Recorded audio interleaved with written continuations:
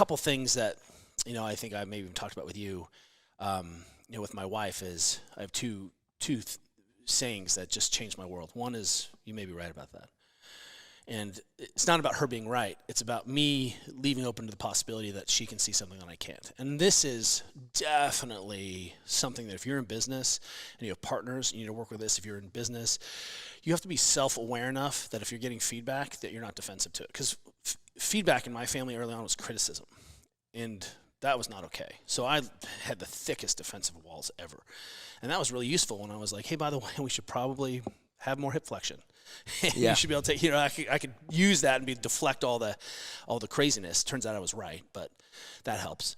But, when I say to my wife now, you may be right about that, what I realized was that, she's on my team and has my back in a way no one else does and can see things because her brain is wired differently than my cuckoo brain, that it's a competitive advantage. And it may not be that she's correct or she's giving the right thing, but the pause and the natural default for me to not react, but to say, I'm going to be curious about that. I'm going to show curiosity. If we had that defensive mechanism built into all of us, which is, you may be right about that, then just think about the possibility. It leaves you open to the conversation. Oh, my God. And that's the big, especially now, because everything now, especially, I don't care if you're left, right, red, blue, whatever. It's just, you say X, I don't like X, then I shut that down, I call you a name. There's training, yes, internet, Instagram, food.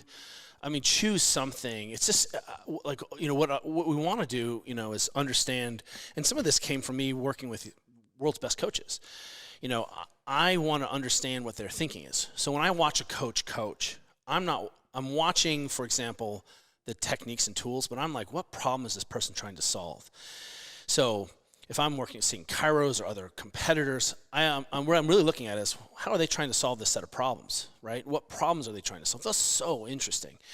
And when I suddenly became vulnerable, when I had the wherewithal to say, hey, Juliet, I realize that it's not going to be the end of my essence, ego, essentialism by admitting that you may be right, but also puts a pause where we can explore that option, and I still have the right to say, I was right. Well, that's my second thing is, so after you so I'm literally downloading this from my own relationships.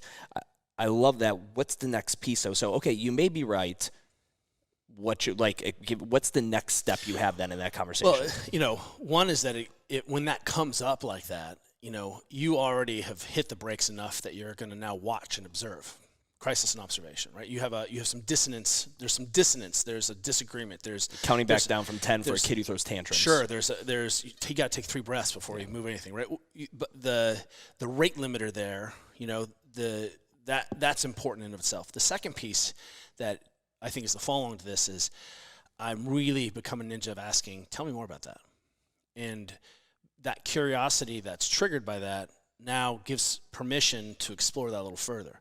So if it's a feeling or, you can then sit and not be sitting in shame or anger or defensiveness. I'm just curious. Like, tell me what you want or tell me more about that. Why are you thinking that way? And, man, that is just like those 2 superpowers. I'm telling you, call it manipulation, call it level 9 judo fu. It's really amazing. If you take those 2 skills into your relationships, because being a human being, do you win training? Do you win? No. Did you win the gym? No. Did you win business? I'm like, do you win being married? You don't.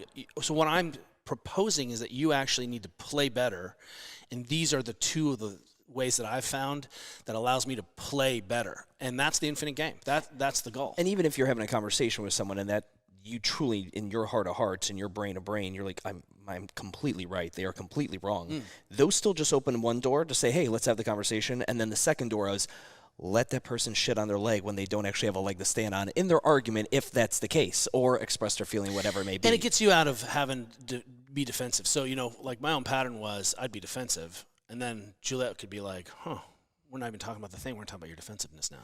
So by removing my reaction to your reaction, I think is really the goal of Buddhist, Christian, Hindu thought. It really is about trying to be better. And honestly, it's the same thing we should be doing in the gym.